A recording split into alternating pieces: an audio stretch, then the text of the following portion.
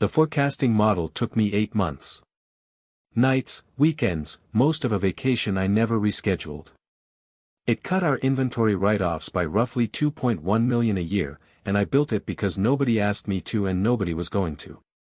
My director's name is on it now.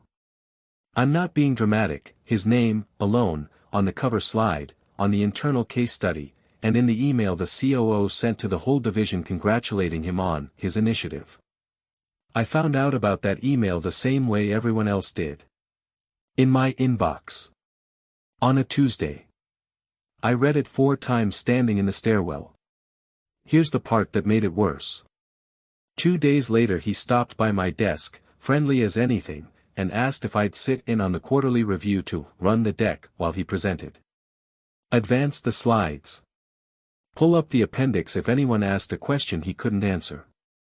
He wanted me in the room. Holding the clicker. While he took it. I said yes. I want to be honest about my first instinct, which was to blow it up. Stand up in the meeting, say it's mine, make a scene. I actually wrote that speech. I have it in my notes app still. It's terrible. It reads like someone losing.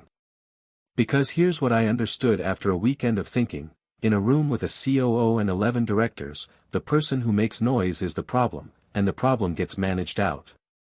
Nobody would fact-check me on the spot. They'd just remember that I was the one who made things uncomfortable. So I didn't change anything. I didn't sabotage the deck. I didn't plant a slide. I want to be clear about that, because that's the version people expect. What I did was one small thing, 3 days before. I sent the COO's chief of staff a short, boring email asking whether they wanted the technical appendix distributed as a separate attachment for the finance team, since it was long. I attached it. The appendix was the model documentation, every assumption, every version note, every changelog entry. 8 months of them. Time-stamped. Authored. I wasn't accusing anyone. I was being helpful. That's a real thing I do, and everyone knows I do it.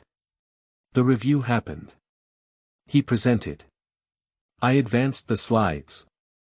He was good, actually. He'd learned it well enough to sound like he'd built it, right up until the CFO asked why the seasonality weighting was capped at 14 weeks. He looked at the slide. He looked at me. He said, I'd have to check.